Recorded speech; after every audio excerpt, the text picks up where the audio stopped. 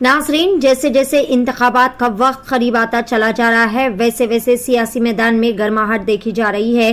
تمام سیاسی قائدین اور ایم ایل اے امیدواروں کی جانب سے بڑے شاندار پیمانے پر عوامی جلسے، پیدل پد یاترا اور روڈ شوز کا اہتمام کرتے ہوئے عوام کو اپنی جانب راغب کرنے کی ہر ممکنہ کوششیں کی جا رہی ہے۔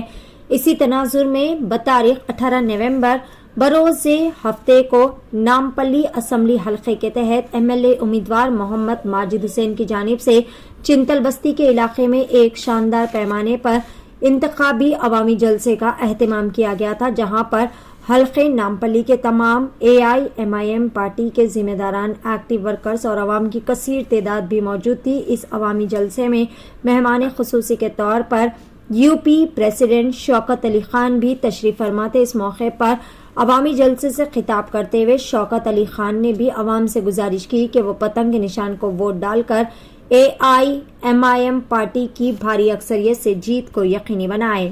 آئیے دیکھتے ہیں اس خصوص میں وہاں کے چند مناظر اور جانتے ہیں مکمل تفصیلات۔ پیش ہے ٹاپ نیوز اردو کی یہ خصوصی رپورٹ۔ دوستو، میرے بزرگوں، ہم نے قربانی دی اس دیش کے لیے، ہم نے اس دیش کو آزاد کروایا۔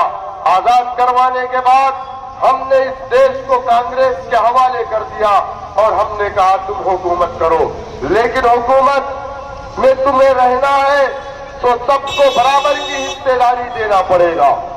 لیکن آپ مجھے بتائیے کہ یہ تین طبقات، بیکورڈ کلاس، دلت سماج، مسلمان، السنجت سماج پچھڑتا چلا گیا، حتیٰ کہ Sachar committee, Ranganath Mishra commission, Kundu commission, Mahmood ur-Rahman committee, Gopal commission کی رپورٹ یہ کہتی ہے کہ بھارت کا مسلمان دلت سے بدتر اپنی زندگی کو گزار رہا ہے۔ ہم نے کون سی غلطیاں کی تھی؟ ریشمی رومال کی تحریک ہم نے چلائی تھی۔ ہم نے تو اپنی پارٹی نہیں بنائی، ہم نے تو نہرو کو اپنا نیتا مانا، ہم نے تو اندرا کو اپنا نیتا مانا، ہم نے تو کانگریس پارٹی کو اپنی پارٹی مانا۔ آخر ہمارے علاقے میں ڈیولپمنٹ کا کام کیوں نہیں ہوا؟ اور سنیے، ڈاکٹر راجندر سچر کمیٹی نے جو رپورٹ پیش کی، اس نے اپنی رپورٹ میں کہا کہ مسلمان سیاسی، سماجی، تعلیمی، اقتصادی ہر میدان میں پچھڑا ہے۔ کیوں پچھڑا ہے؟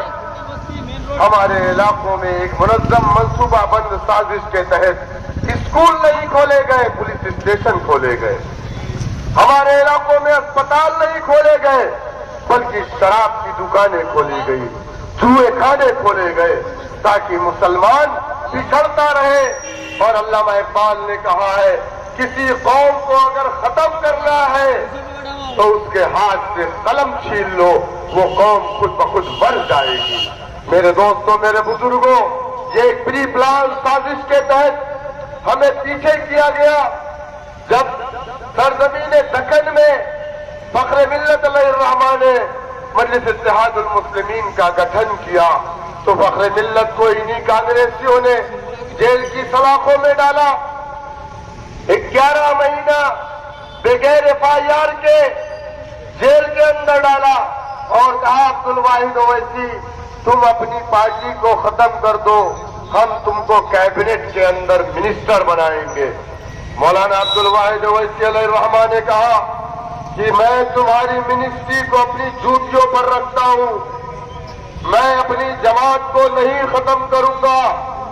اور ان کی جو دور اندیشی سوچ تھی، آج حیدرآباد کا مسلمان اگر اپنے آپ کو محفوظ سمجھ رہا ہے، اگر آج حیدرآباد کا مسلمان صحیح معنوں میں اگر کہیں آزادی ہے مسلمانوں کو تو وہ حیدرآباد کے اندر ہے۔